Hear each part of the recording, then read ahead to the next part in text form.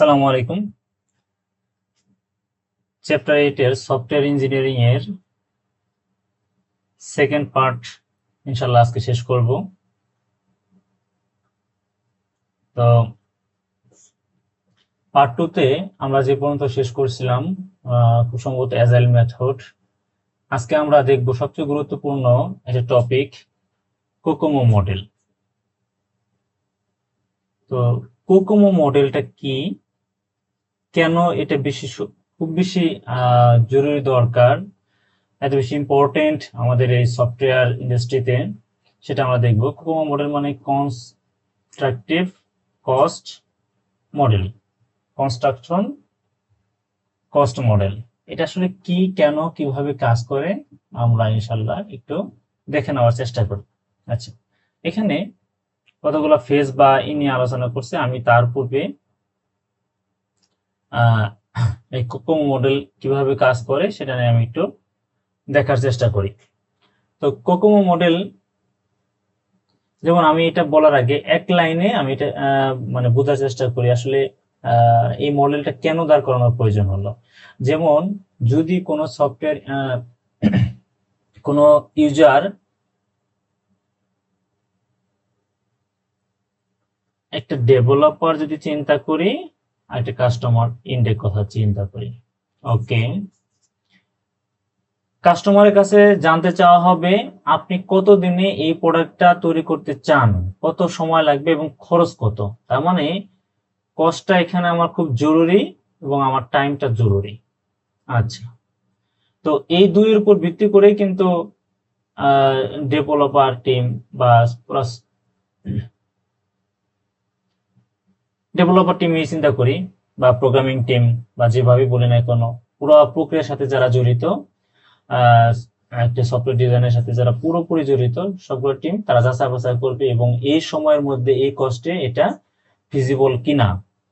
দেন তারপর yes or no, মানে হ্যাঁ সম্ভব হলে ইয়েস, এবং তারা এটা পাস ইট করবে, আদারওয়াইজ এটা টার্মিনেট করবে। ওকে, যদি এইভাবে চিন্তা করি ঠিক তাই, তাহলে একটা এই কস্ট টাইম এগুলা ইভালুয়েশন করার জন্য একটা মডেল দাঁড় করানো হয়েছে। এই মডেলটাকে আমরা বলবো কোকোমো মডেল, যেটাকে আমরা বলবো কনস্ট্রাকশন কস্ট মডেল। আচ্ছা, তো এটা কেন, যদি আমি এটার ডেফিনেশনটা দেখি, যে এই মডেলটা আসলে কিছুই না, এটা হলো একটা procedural cost estimation model for software project.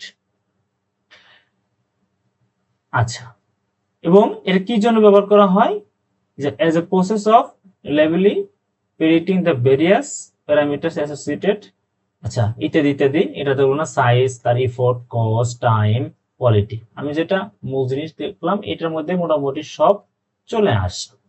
আচ্ছা, এবং এখানে সাধারণত কোকোমো মডেলের সাধারণত তিন ধরনের হয়, একটা অর্গানিক, একটা সেমি ডিটাচড এন্ড একটা এমবেডেড। আমি যদি তিনটা পার্থক্য দেখি তাহলে আমার কাছে একদম ক্লিয়ার হয়ে যাবে।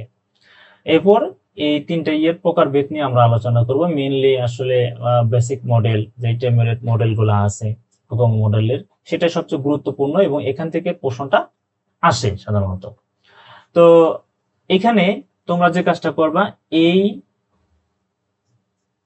ডিফারেন্সটা ভালো করে যদি পড়ো তাহলে তিন টাইপের যে আছে, organic, semi detached and embedded, এটা আমাদের কাছে চলে আসবে। এর কমপ্লেক্সিটি নিয়ে, বিশেষ করে এর কমপ্লেক্সিটি নিয়ে প্রশ্ন আসছে, কোনটার বেশি, সবচেয়ে বেশি হাই হলো হাই কমপ্লেক্সিটি এমবেডেড সিস্টেমে। এবং প্রজেক্টের সাইজ কত হবে, এখানে দেখতে পাচ্ছ তোমরা নতুন একটা টার্ম KLOC। KLOC মানে কি মিন করতেছে এটা আমি একটু দেখে নেই। KLOC, L line of code, কেতে কিলো, তার মানে 1000 লাইন অফ কোড। এটা দিয়ে আসলে এটা একক ইউনিট হিসেবে করা হয়, ওরা কত লাইনের কোড হচ্ছে এটা দিয়ে আসলে আমরা KLOC দিয়ে মেজার করব। তো এখানে দেখতে পাচ্ছি 2 to 50, ওকে, 300 প্লাস। তার মানে আমি বুঝতে পারতেছি সব এমবেডেড যে মডেল গুলা টাইপের ক্ষেত্রে এটা অনেক বেশি বড় একটা সাইজের এবং খুব স্মল সাইজের অর্গানিক। যখন এখানে স্মল, তার মানে তার কমপ্লেক্সিটিটা লো হবে খুব স্বাভাবিকভাবে। এটা কমপ্লেক্সিটির সাথে আমার এটার সাথে পুরোপুরি সমানুপাতিক, তাই না? আমি দেখতে পাচ্ছি। এবং টিমের এক্সপিরিয়েন্সটা কি হবে সেটা আমরা দেখতে পাচ্ছি যে অর্গানিকের ক্ষেত্রে কি হবে, এনভায়রনমেন্টাল কি হবে, ইত্যাদি ইত্যাদি। এবং মজার ব্যাপার হলো এখানে কিছু ইফোর্ট ইকুয়েশন আছে, এটা আমাদের এখানে লাগবে না, তোমাদের এখানে মুখস্থ করার এটা দরকার নেই, এটা দরকার নেই। ওকে। এবং একই সাথে আমাদের কিছু একটা এক্সাম্পল দেওয়া হয়েছে। আমরা যদি দেখি এই সিম্পল যে আমরা বিভিন্ন প্রতিষ্ঠানে পেরোল সিস্টেম আছে আমাদের, সেটা ক্ষেত্রে আমরা এই অর্গানিক মডেলটা, অর্গানিক টাইপের কোকোমো মডেলটা আমরা ইউজ করতে পারি। যে তারপরে নতুন কোন সিস্টেম যেটা আছে সেটা এক্সিস্টিং সিস্টেমের সাথে কোলাবোরেটলি যদি কাজ করে, সেটা হলো আমার সেমি ডিটাচড এন্ড একদম ফুললি রিয়েল ওয়ার্ল্ডে যেগুলো আমার কাজ করতেছে এবং সবচেয়ে হাইলি কমপ্লিকেটেড যে সফটওয়্যারগুলো ডিজাইন করা হয়, যেমন ফ্লাইট কন্ট্রোল সফটওয়্যার, বুঝতে পারতেছি। তো এইসব ক্ষেত্রে কিন্তু আসলে এই এমবেডেড টাইপের কোকোমো মডেলটাই আসলে বেশি ব্যবহৃত হয়, যেহেতু এটা আমরা প্রজেক্ট সাইজ দেখে অনুমান করতে পারতেছি। ওকে, সো এখানে আর বেশি কিছু লাগবে না এখানে। তারপরে এখানে 6টা ফেজ দেখানো হয়েছে। ফেজগুলা সাধারণত আসে না, এটা এক এক বই এক ফেজ, কিন্তু সাধারণত এটা খুব কম আসে। তারপরে ফেজটা দেওয়া যে কিভাবে আসলে কোন মডেলটা কাজ করে, যে planning and requirements, system design, integration testing, cost constructive model. এটা আসলে এই ফেজটা খুব বেশি ইম্পর্টেন্ট না এখানে, তারপরেও ফেজটা আমি তুলে ধরছি যদি কারো কোনো মানে কিউরিওসিটি থেকে তোমরা এটা দেখতে পারো। সবচেয়ে বেশি ইম্পর্টেন্ট হলো এখান থেকে প্রশ্নটা আসবে, এই 3 প্রকার মডেলের মধ্যে থেকে কোনটা আমরা বাছাই করব, কোনটা কিরকম ভাবে কাজ করে সেটা। একটা বেসিক মডেল, একটা ইন্টারমিডিয়েট মডেল, একটা ডিটেইলড মডেল। তো এটা এমসিকিউ পড়ার সময় আমরা আরো বেশি ক্লিয়ার হব যদি আমি দেখলি যে আমাদের যে বেসিক কোকোমো মডেলটা আছে, এই কোকোমো মডেলের ক্ষেত্রে আসলে প্রত্যেকটা ক্ষেত্রে 3-4 ধরনের এক্সপ্রেশন আছে, অনেকগুলো এক্সপ্রেশন আছে। আমরা তো সব মুখস্থ করব না, তাই না? সেই সেই জিনিসটা আমাদের এখানে করতে হবে, এটা খুব বেশি ইম্পর্টেন্ট। আচ্ছা, এই এক্সপ্রেশনটা, এটা নর্মাল যে 1000 লাইন অফ কোড দিয়ে আমরা এস্টিমেশন করি এই বেসিক কোকোমো মডেলটা।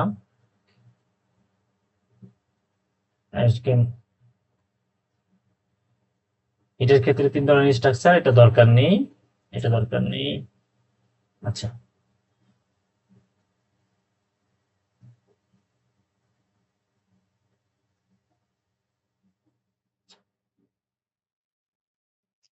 এরপরে আমরা আসবো ইন্টারমিডিয়েট মডেলে। তো অনেকের কাছে প্রশ্ন থাকতে পারে যে ভাইয়া, তাই এই বেসিক মডেলের যদি আমরা কিভাবে বুঝবো যে এটা বেসিক মডেল, বেসিক মডেলের কিছু যদি ফিচার বলতেন, তাহলে আমি ফিচারটা আমি স্কিপ করে দিতে চাচ্ছিলাম। আমি এটা এমসিকিউ তার একটু ভালো করে দেখাবো, তারপরেও আমি একটু বলে দিই যে এটা সিম্পল যে ম্যাথমেটিক্যাল যে ফর্মুলা আসলে ব্যবহার করে, যে এটা কি প্রেডিক্ট করতে, যে হাউ মেনি পার্সন মান্থ, মানে একটা মানুষের কত মাস সময় এটা লাগে, এটা টিমের কত সময় লাগে এটা কাজ করতে, টোটাল ওয়ার্কফোর্সটা যদি আমি ক্যালকুলেট করতে পারি, এটা আসলে খুব বেশি জরুরি দরকার। কিসের জন্য? Based on the size of the project, প্রজেক্টের সাইজের উপর ভিত্তি করে, এবং যেটাই আমরা পরবর্তীতে আমরা হিসাব করি KLOC দিয়ে আসলে এটাকে এস্টিমেশনটা করা হয়। ঠিক আছে, টোটাল ইফোর্টটাকে যদি আমি টোটাল টাইম দিয়ে ভাগ করি, তাহলে আমার কতগুলো পার্সন দরকার এই প্রজেক্ট রান করার, একদম দাঁড় করানোর জন্য, ডিপ্লয় করার জন্য, সেটা কিন্তু আলটিমেটলি আমরা পেয়ে যাব। ওকে, আমরা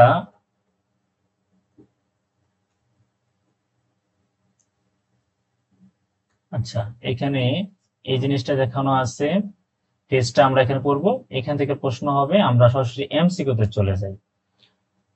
আচ্ছা, এমসিকিউ তে কোকোমো মডেল যাওয়ার পূর্বে আমি কিছু টেস্টিং নিয়ে কথা বলবো, যেহেতু খুব বেশি ইম্পর্টেন্ট। 3 প্রকারের টেস্টিং রয়েছে।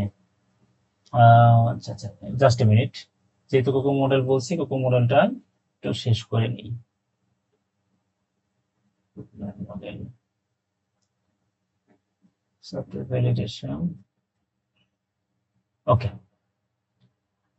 আমরা সফটওয়্যার কস্ট এস্টিমেশনটা বের করব, তার জন্য আমরা যা পড়লাম এর ভিত্তিতে আমরা পড়বো, কারণ এখানে সিলেবাস আমি ক্লাস কন্টেন্টে অনেক বেশি তথ্য আমি ইনক্লুড করেছি, তোমরা একটু দেখে নাও। এখানে এমসিকিউ আমি একটু দেখানোর চেষ্টা করি, তাহলে তোমাদের আরো ক্লিয়ার হয়ে যাবে যে কোকোমো মডেলটা আসলে এটার যদি অ্যাব্রিভিয়েশন করি তাহলে আমরা পাচ্ছি কনস্ট্রাকটিভ কস্ট মডেল। তো এই কোকোমো মডেলটা ক্ষেত্রে যে হুইচ কোকোমো মডেল, কোন মডেলটা সবচেয়ে simplest and use only the line of code. দেখো আমরা বুঝেই ফেলছি লাইন অফ কোড মানে এলএসসি শুধু অনলি লাইন অফ কোড এটা ব্যবহার করেই করতেছে। সো আমার কাছে বলতেছে একই হলো সিম্পলেস্ট, এই দুইটা। সো সিম্পল এবং লাইন অফ কোড যেটা একটু আগে শুনছো কে এলওসি দিয়ে আমরা মেজার করি, সেটাই কিন্তু বেসিক কোকোমো মডেল। আচ্ছা, এরপরও এক্সপ্লেনেশনটা তোমরা দেখবা, এক্সপ্লেনেশন পড়ার সময় আসলে মূল ফিচার গুলো সব চলে আসে। যে বেসিক কোকোমো মডেল কি ব্যবহার করে, এটা ব্যবহার করে to estimate the effort and time, কতটুকু এফোর্ট লাগে এবং উইথ মিনিমাম প্যারামিটারস। ওকে, এখানে বলছে যে কয়টা ভার্সন আছে কোকোমো মডেলের। কোকোমো মডেলের 3টা ভার্সন আছে। কি কি? একটা বেসিক, ইন্টারমিডিয়েট এন্ড ডিটেইলড। তারপরে কি হলো সি, এটা আবার বলছি, মাত্র বলেছি 1000 লাইনস অফ কোড, এটা নিয়ে বলার কিছু নেই। তারপরে 5 নাম্বার বলা আছে কোন কোকোমো মডেলটা কনসিডার করে cost driver like team experience. আচ্ছা, এখানে ইম্পর্টেন্ট আমরা যদি একটু দেখি ইন্টারমিডিয়েট, এটা সিম্পল চিন্তা করতে হবে যে এই কস্টটা ডিপেন্ড করবে টিমের যে এক্সপিরিয়েন্সটা আছে। স্বাভাবিকভাবে টিমের এক্সপিরিয়েন্স যদি অনেক বেশি থাকে তবে তার মানে আমার ওই প্রজেক্টটা দাঁড় করাইতে একটু স্বাভাবিকভাবে ন্যূনতম সময়টা কম লাগবে, আবার সেক্ষেত্রে কস্টের অনেকগুলো ইফেক্ট পড়ে যায় অন্যদিকে। সো এটা ইন্টারমিডিয়েট কোকোমো মডেলের ক্ষেত্রে সম্ভব। আমি কোকোমো মডেলের অনেক কিছু স্কিপ করছি, তোমাদের কাছে মনে হতে পারে যে ভাইয়া এটা কেন রাখছি, কেন স্কিপ করতেছে। কারণটা হলো আমি পরবর্তীতে গিয়ে দেখলাম যে এত বেশি যদি আমি এখান থেকে পড়তে যাই তাহলে আমার থিওরিতে অনেকের কনফিউশন সৃষ্টি হতে পারে, কোনো দরকার নেই। ঠিক আছে, কি কি অ্যাট্রিবিউট, কি কি পার্সোনাল অ্যাট্রিবিউট, এগুলো জানা থাকলে যথেষ্ট। এবং এমসিকিউ যেগুলো দিয়ে রাখছি সেগুলো যদি আমি কভার করি তাহলে আমার কাছে একদম ক্লিয়ার হয়ে যাবে। এখন এখানে প্রজেক্ট বা অনেক কিছু দাঁড় করানো আছে, এটা জাস্ট বোঝার জন্য, কিন্তু এইগুলো পয়েন্ট গুলো আমি কোনো কিছু মুখস্থ করবো না, কোনো কিছু দরকার নেই। ঠিক আছে, তো কি কি এই তারপরে যে ডিটেলস, সিম্পল, যতটুকু সিম্পল পড়া যায় এক নজরে পড়বো।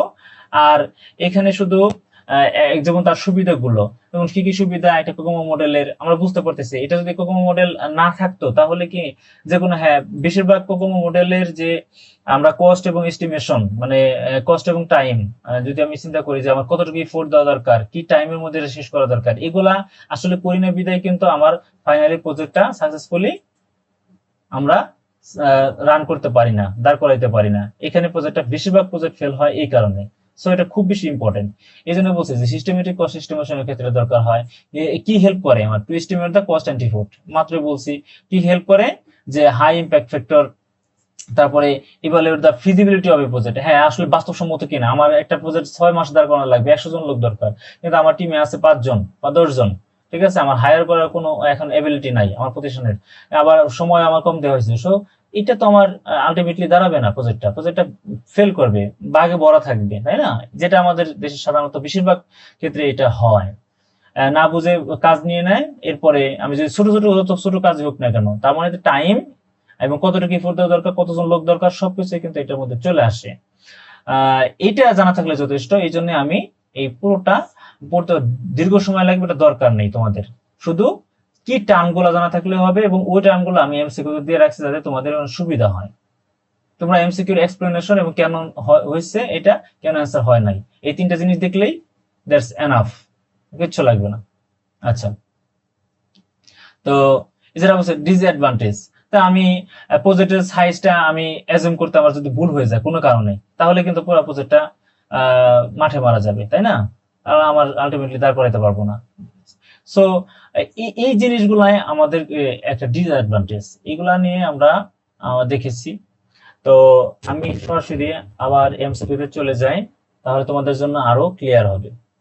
ওকে, এই ঠিক এক্সপ্লেনেশনটা এইভাবে পড়বা তোমাদের, তাহলে কারো কোনো সমস্যা থাকবে না। যদি এক্সপ্রেশন দেখে রাখো, ইন্টারমিডিয়েট কোকোমো মডেল কি ইনক্লুড করে, যে cost driver like team experience and, ওখানে শুধু টিম এক্সপিরিয়েন্স ছিল, তার মানে পুরোটা যদি পড়ি আমার আরো আইডিয়াটা ক্লিয়ার হয়ে গেল, যে project complexity for more accurate estimate. Okay, তার মানে এই একটা লাইন দিয়ে কিন্তু ইন্টারমিডিয়েট এর মোটামুটি সব চলে আসছে। এটা আমি অলরেডি বলে ফেলছি তোমাদের বেসিক কোকোমো মডেলের, যে ইফোর্টটা আমরা বের করবো কি, এ এন্ড মাল্টিপ্লাইজ কে হলো সি উপর বি। সো এখানে এ দ্বারা ইফোর্ট করতে হচ্ছে ইন পার্সন মান্থের মাধ্যমে একটা মাস মানে সময় দ্বারা এটার ইউনিটটা এভাবে প্রকাশ করা হয়, যেখানে এ এবং বি হলো ডিপেন্ড অন প্রজেক্ট টাইপ, কোন প্রজেক্টের ব্যবহার করতেছি সেটার মানের উপর একটা ফিক্সড কনস্ট্যান্ট ভ্যালুটা আমাদের জানা থাকে, অটোমেটিক এটা দেওয়া থাকে, এটা আমার মুখস্থ করার দরকার নেই। আচ্ছা, কোকোমো মডেলে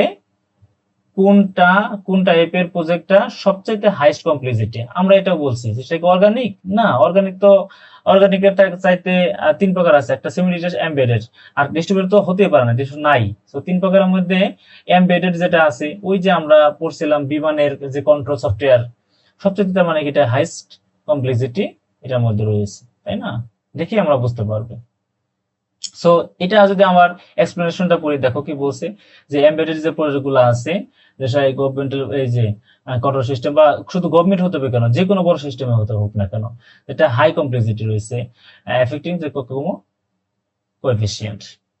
ওকে, সো কি অ্যাডভান্টেজটা কি, তা আমরা মাত্র দেখি যে আসলে কি টেস্টিং এ এলিমিনেট করার জন্য এটা ব্যবহার করি না, কখনোই না, বরঞ্চ এই যে প্রোভাইডস স্ট্রাকচারড ওয়েতে একটা অর্গানাইজড ওয়েতে কস্টটাকে এস্টিমেট করতে পারি, এটা কিন্তু আসলে মূল উদ্দেশ্য আমাদের, তাই না? মূল সুবিধা আমরা পাই। আচ্ছা, এই যে গভর্নমেন্ট পেরোল সিস্টেম মাত্র আমি পড়লাম, তাই না? পেরোলের কথা বলছি, সো বেসিক কোকোমো মডেল।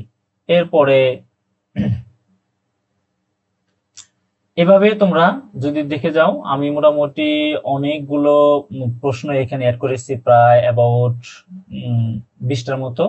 ইনশাল্লাহ এর বাইরে কোনো প্রশ্ন হবে না, শুধু বেসিক, ইন্টারমিডিয়েট এন্ড ডিটেলড, এই তিনটা থেকে প্রশ্ন থাকার সম্ভাবনা বেশি। তার ফিচার গুলা শুধু দেখে যাবা, আর কিচ্ছু দরকার নেই। যদিও আমি ক্লাস কন্টেন্টে অনেক বেশি দিয়েছি, ওরিড হওয়ার কিছু নেই, আমি তোমাদের কাছে ক্লিয়ার করে দিলাম। এরপরে ঠিক আমাদের সবচেয়ে অন্যতম একটা গুরুত্বপূর্ণ এটা ছিল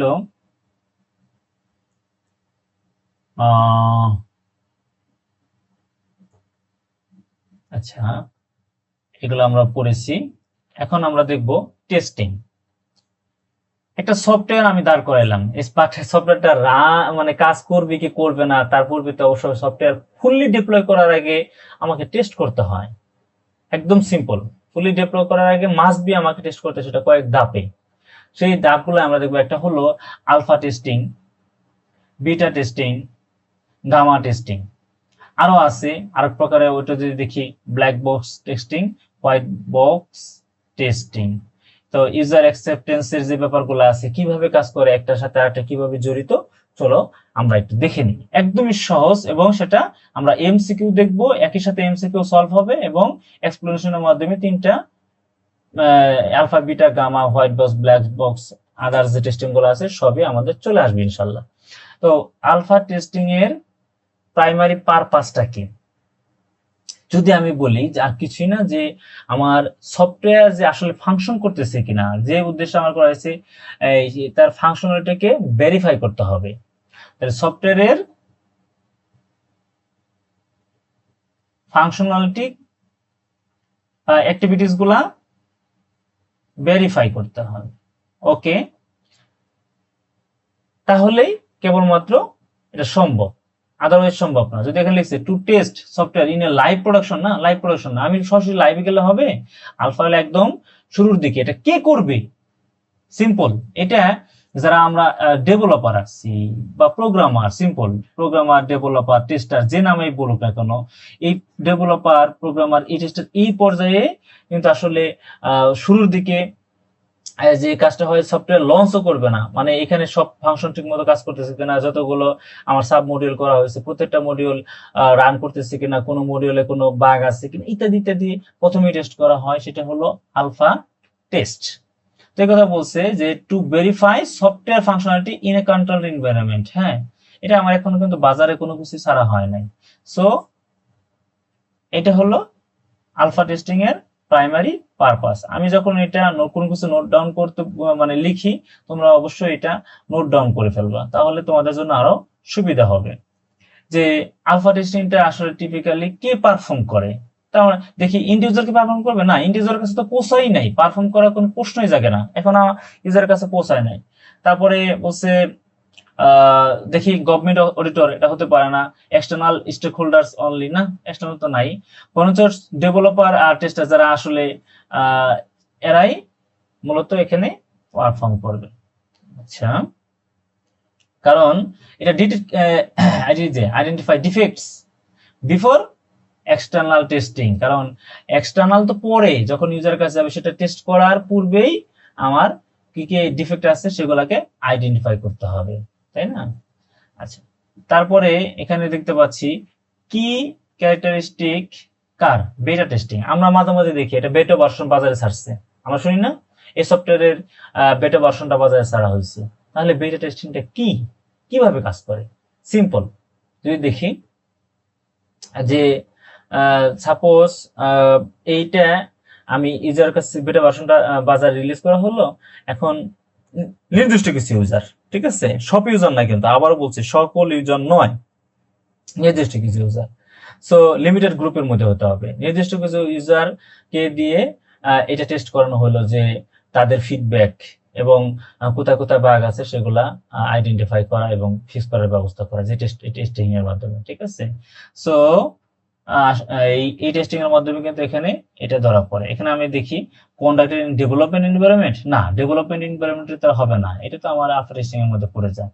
performed by a limited group, okay, আর এক্সটার্নাল ইউজার, হ্যাঁ অবশ্যই মাস্ট বি এক্সটার্নাল ইউজার হতে হবে, এটা লিমিটেড গ্রুপের মধ্যে, সবার জন্য কিন্তু প্রযোজ্য না। আচ্ছা, এরপর ফাইনালি যখন ডিপ্লয় হয়ে যাবে সেটা সবার জন্য প্রযোজ্য হবে, আমি আপনি আমরা সবাই ব্যবহার করব, তাই না? বাজারে যখন এটা বাজারজাত করা হবে। Focus on internal code structure, কখনোই না। এই eliminates the need of documentation, এগুলো আসলে এটার সাথে সম্পর্কিত না। সো আমরা বুঝতে পারতেছি। এরপরে বলছে which type of which testing type, আচ্ছা, is conducted after alpha testing. Alpha testing এর পরে যেটা হয় বিফোর ফুল ডেপ্লয়মেন্ট, ফুল ডেপ্লয়মেন্টের তার মানে অবশ্যই মাস্ট বি বিটা টেস্টিং, তাই না? যে with external user before final release. So তারপরেও এখানে কথা থেকে যায়, তাহলে আমার গামা টেস্টিংটা উদ্দেশ্যটা কি? গামা টেস্টিং এ আমার কি বলছে আমরা একটু দেখে নিই। যে খুব স্বাভাবিকভাবে যখন আমার যতগুলো চেঞ্জ আসছে, ধরেন আপনি আমার একটা চেঞ্জ দিয়েছেন, ও অমুক একটা চেঞ্জ দিয়েছে, সকল ধরনের চেঞ্জ, সবগুলা চেঞ্জ যখন ফাইনালাইজড হয়ে যায়, ঠিক আছে, ফাইনালাইজড হয়ে যায়, তারপরে এটা এই সফটওয়্যারটা কাজ করতেছে কিনা এটা ভেরিফাই করতেছে, সফটওয়্যারকে ভেরিফাই করা, এটা হলো এই গামা টেস্টিং এর কাজ। তার মানে একটা সফটওয়্যার একদম ফুল বাজারে চলতেছে, তারপরে কি আমার বাগ ধরা পড়ে না? অবশ্যই মাস্ট বি ধরা পড়ে, সেটা আমার মাথায় রাখতে হবে, ঠিক আছে। তো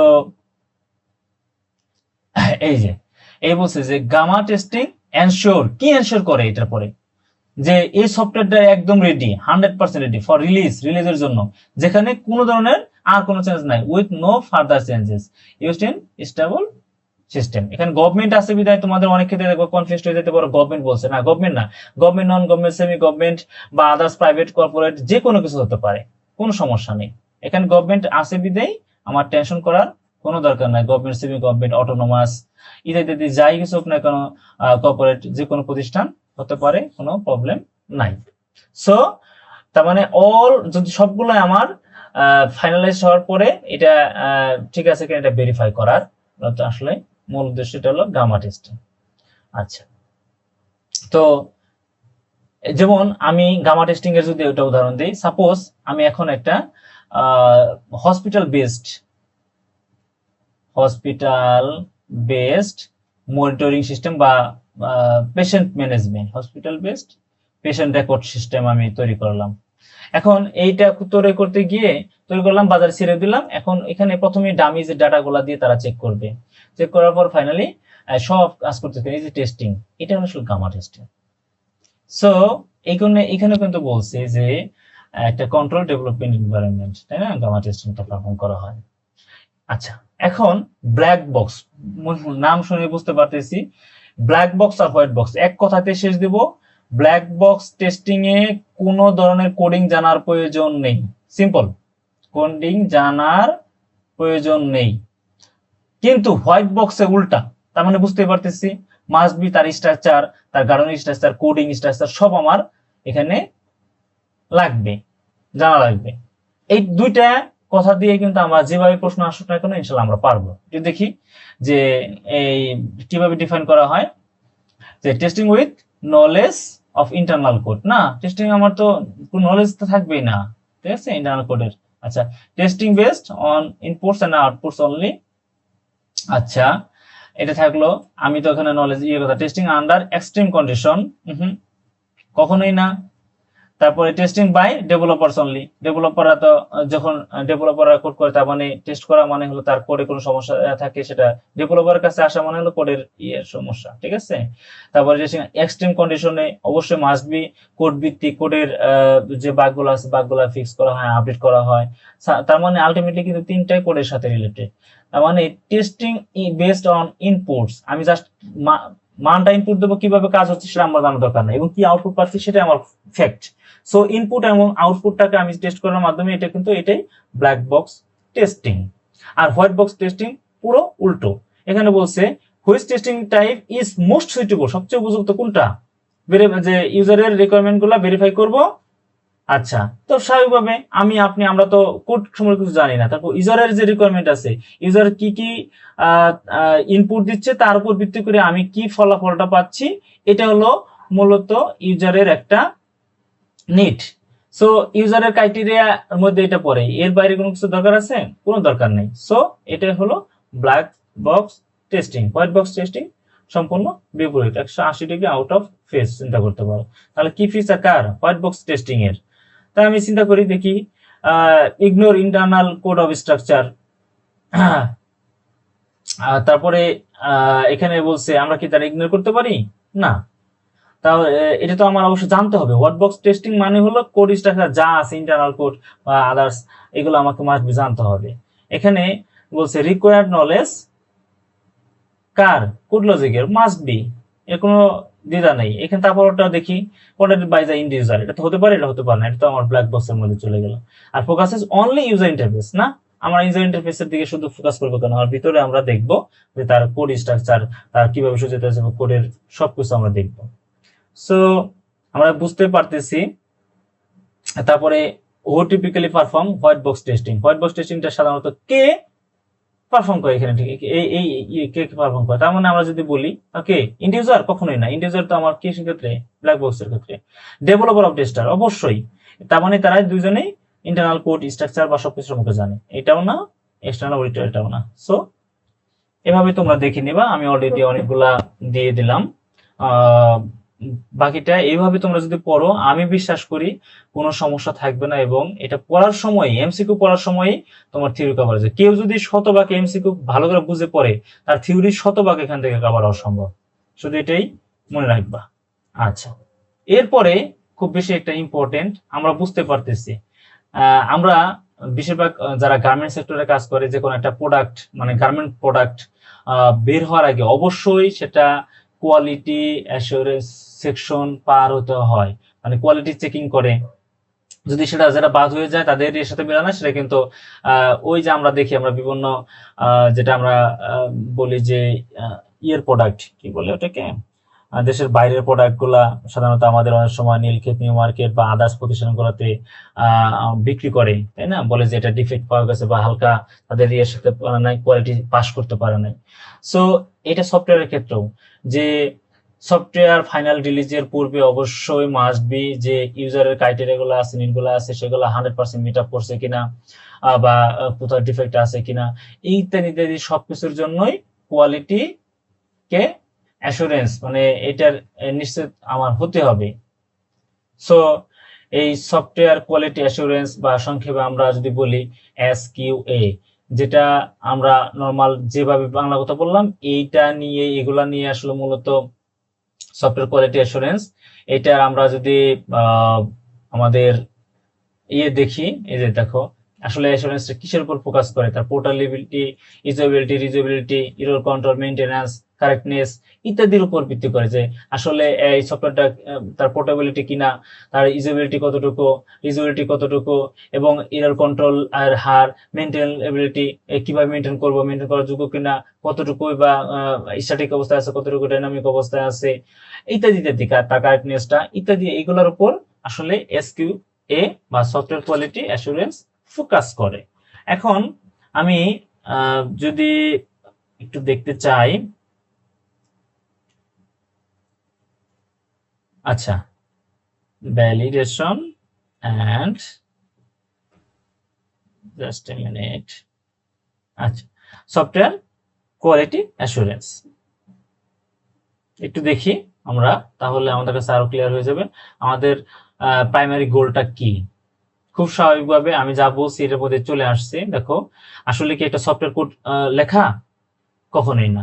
যে টু এনশিওর কি নিশ্চিত করা, নিশ্চিত হওয়া যে সফটওয়্যার মিটস দ্য কোয়ালিটি, আমি এই দিকটা বললাম যে আমার যে কোয়ালিটিটা আছে সেটা মিট করে কিনা, যে কোয়ালিটি স্ট্যান্ডার্ড আছে মিট করে কিনা। ওকে, তারপরেও আমি কোডটা দেখবো, এটাই যে আমি সঠিক পাইছি যদি আমি কোডটা দেখি তাহলে আমার কাছে আরো ক্লিয়ার হয়ে যাবে। To design user interface, user interface কে ডিজাইন করতে কখনোই না যে ইউজারের রিকোয়ারমেন্টটাকে শুধু গ্যাদার করব, মোটেই না।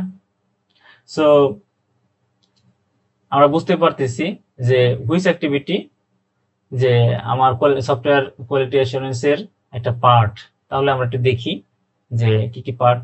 রাইটিং কোড না, তারপরে কন্ডাক্টিং প্রসেস, যে প্রসেস গুলো আছে, যে প্রসেস গুলোর মধ্যে আছে সেগুলাকে অডিট করা, তাই না। ইট মে বি হতে পারে, আমি ধরলাম না যে এটা দেখে আমরা দেব, ব্যাপারটা এরকম না। তাহলে আমরা দেখি পরের সিতে কি অপশন বলছে, ডেপ্লয়িং সফটওয়্যার টু প্রোডাকশন। আসলে কি তাই, একটু যদি চিন্তা করি SQA এর কাজ কি, সফটওয়্যার কোয়ালিটি অ্যাসুরেন্স যখন আমরা মেনটেন করব, আসলে এটা ইউজারের যে মিট গুলা এই কোয়ালিটিটা স্ট্যান্ডার্ড কোয়ালিটিটা মিট করবে, সেটার জন্য কি সফটওয়্যারটাকে ডিপ্লয় করবে টু প্রোডাকশনের জন্য, কখনোই না। তারপরে gather initial requirements, initial requirement gather করব, কখনোই না। সো আলটিমেটলি আমার এখানে দেখতে পাচ্ছি যে কন্ডাক্ট করব কার সাথে, যে যে প্রসেসগুলো আছে এই প্রসেসগুলোকে অডিট করবে, তাই না, কন্ডাক্টিং প্রসেস অডিটস। তো এটাই আমরা যদি দেখি যে আমার এক্সপ্লেনেশনে to ensure development process meets standard. So আমরা এক্সপ্লেনেশনটা বললে আমাদের কাছে আরো ক্লিয়ার হয়ে যাবে আমি যদি কোনো কারণে নাই বুঝতে চাই। সো এখানে সফটওয়্যার কোয়ালিটি অ্যাসুরেন্স এর যে কোশ্চেন গুলো আছে খুব বেশি নাই, অল্প, প্রায় হয়তো 10টার মতো কোশ্চেন দেওয়া আছে। আশা করি 10টা কোশ্চেন পড়লে তোমাদের কাছে আর কোনো সমস্যা হবে না। দেখো একদম সহজ আসলে। এই এটার বেনিফিটটা কি যদি চিন্তা করো, কোয়ালিটি অ্যাসুরেন্স, এই অ্যাসুরেন্স যদি আমার না থাকতো তাহলে বিশাল প্রবলেম হয়ে যেত। তাহলে আমার যে সমস্যা ডিফেক্ট গুলো আছে, এবং এটি দেখো যে eliminates the needs of maintenance, আসলে কি তাই যে মেইনটেনেন্স এর যে চাহিদাটা আছে এটা কি কমিয়ে দেয়। দেখো কি রিডিউস করে, ডিফেক্টস, আমার যত সফটওয়্যার ডিফেক্টস থাকতে হবে স্বাভাবিকভাবে এটাকে কমিয়ে দেবে, যত quality meets the quality standard, quality এই করতে গিয়ে তো আমার ডিফেক্টটা ধরা পড়বে, খুব স্বাভাবিক, সেটাকে রিডিউস করবে এবং যে প্রজেক্টের যে রিস্কটা আছে রিস্কটাকে কমিয়ে দেবে। ওকে, আমরা স্পিডস অফ কোডিং কখনই না, কোডিং এর এটা কি স্পিড এর জন্য, এর সাথে কোনো সম্পর্ক নাই, তাই না। তারপরে avoid stock holder involvement, stock holder involvement সবসময় থাকবে, এটা অ্যাভয়েড করবে কেন? সো বুঝতে পারতেছো এটা খুবই সহজ। এবং একই সাথে তোমাদের আমি ভ্যালিডেশন এবং মেইনটেনেন্স দুইটাই এখান থেকে আমি দেখিয়ে দিই। শুধু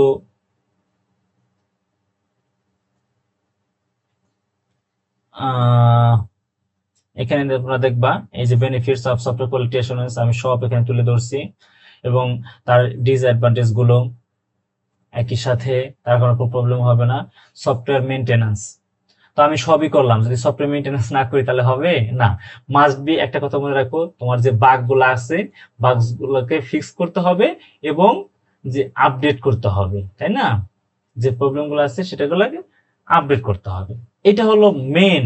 এটার উপর ভিত্তি করেই আমার এই যে মেইনটেনেন্স, আর বাকিগুলো যা আছে সবকিছু তুমি এখানে পারবো, bug fixing, enhancement, performance optimisation সবকিছুই এটার সাথে রিলেটেড। তার ডকুমেন্টেশন, তা ডকুমেন্টেশন আমি যদি বাগ ফিক্স করি তার ডকুমেন্টেশন চেঞ্জ হবে, তাই না? ওটার সাথে সাথে আপডেট করতে হবে। সো কেন দরকার, এই যে কেন দরকার সব একদমই সহজ, মোর ইম্পর্টেন্ট যে আমার কোডটাকে খুব বেশি ফাস্ট করা, যদি মেইনটেনেন্স যখন হবে আরো বেশি সহজ হবে, আমার ডিজাইনের ইমপ্রুভমেন্ট হবে, তাই এনহ্যান্সমেন্ট ইমপ্লিমেন্ট করবে, ফলগুলাকে আমার কি করবে, সংশোধন করবে যে ফলগুলো আছে এগুলাই। তারপরে legacy software migrate legacy software, এরপরে ইত্যাদি ইত্যাদি যা আছে একদমই সহজ। এটা আসলে মেইনটেনেন্স এর যে প্রয়োজনীয়তা এটা আমরা দেখি বুঝতে পারতেছি। এরপরে আছে ভ্যালিডেশন, একসাথে দেখে নেই, পরে আমি এমসিকিউতে চলে যাব। ভ্যালিডেশন একটা প্রসেস, একটা প্রক্রিয়াগত ব্যাপার, যে সে কিসের একটা প্রক্রিয়াগত, চেকিং এর একটা প্রক্রিয়া, যেটা আমি যদি বলি whether the software product is up to the mark, একদম সিম্পল চিন্তা করো, software product up to the mark যে লেভেলটা আছে সেটা আসলে আছে কিনা সেটা চেকিং করা, ভ্যালিডেশন। তো অনেক অনেক বইয়ে দেখবা যে ভ্যালিডেশন এন্ড ভেরিফিকেশন এই দুইটার পার্থক্য দিয়ে দেয়। ভ্যালিডেশন এবং ভেরিফিকেশন মেবি আমিও এটাতে মেবি অ্যাড করার কথা, অ্যাড করতে পারি, তোমরা একটু দেখে নিও, মেবি অ্যাড করছি পিছনে করার কথা। আচ্ছা, এই যেখান থেকে দিয়ে দিয়েছি ভ্যালিডেশন এবং ভেরিফিকেশন, এটা এক নজর একটু পড়ে নিও, তাহলে আমার তোমাদের আর কোনো প্রবলেম ইনশাল্লাহ থাকবে না। ও এখানেও দিয়ে রাখছি, ঠিক আছে। আচ্ছা, এখানে আমরা ডেফিনেশন থেকেই আমরা বের করতে পারবো যে কি, দেখো verification refers to the set of activities, আচ্ছা, যেটা কি এনশিওর করে সফটওয়্যার কারেক্টলি ইমপ্লিমেন্ট হয়েছে দ্য স্পেসিফিক ফাংশন, ওকে। আর ভ্যালিডেশনের ক্ষেত্রে কি বলছে, ভ্যালিডেশন রেফার করে set of activities that ensure, যেটা নিশ্চিত করবে আমাদের কাছে কি, যে software has been built is traceable to customer requirement, customer যে রিকোয়ারমেন্টটা আছে যেগুলো আছে এটা যে এটা has been built to traceable.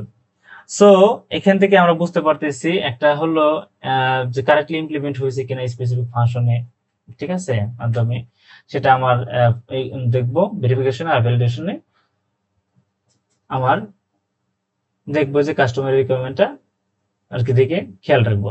আর ফোকাসের ক্ষেত্রে যদি আমি বলি কি কি ফোকাস করতে পারি, যে এখানে ডকুমেন্টের ফোকাস করব, ডিজাইনের ক্ষেত্রে কোডিং এন্ড প্রোগ্রাম এগুলোর ভিতরে ফোকাস করব ভেরিফিকেশনের ক্ষেত্রে, আর ভ্যালিডেশনের ক্ষেত্রে ফোকাস করব আমার টেস্টিংটা, আর মূলত এবং ভ্যালিডেশন যে অ্যাকচুয়াল প্রোডাক্ট এটা আমি করব। So design, coding, programming, documentation এই ব্যাপারগুলা ভেরিফিকেশনের ক্ষেত্রে নজর দেওয়া হয়, আর শুধু টেস্টিং এবং ভ্যালিডেশন এটা হলো ভ্যালিডেশন এর ক্ষেত্রে হয়। সো এটা হলো স্ট্যাটিক টেস্টিং, আর ডাইনামিক টেস্টিং হলো প্রতিনিয়ত, যেটা আমার ভ্যালিডেশনের। সো আমরা এখানে বুঝতে পারলাম এটা থেকে, তাহলে আমাদের কাছে আর কোনো সমস্যা থাকবে না আশা করি ইনশাআল্লাহ। ওকে, এখানে তোমরা মেইনটেনেন্স দেখে নেবা যে আসলে প্রাইমারি পারপাসটা কি একটা এসডিএলসি মেইনটেনেন্স ফেজের। তো রাইট ইনিশিয়াল কোড, আসলে কি তাই একটা প্রাথমিক কোড লেখার জন্য এটা লিখতে? কখনোই না। টু ফিক্স বাগগুলাকে ফিক্স করবো, হ্যাঁ হতে পারে।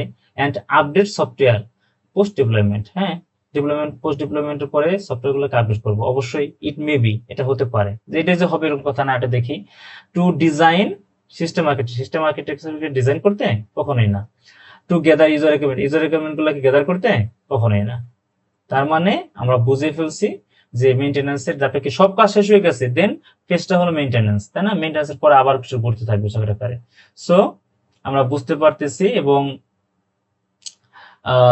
এখান থেকে আরো তোমরা যদি দেখো ইনশাল্লাহ কয়েকটা আছে, তোমাদের কাছে একদমই ক্লিয়ার হয়ে যাবে, কোনো সমস্যা থাকবে না, একদম সহজ। আচ্ছা, এবং লাস্টে তোমাদের একটু দেখিয়ে নিই।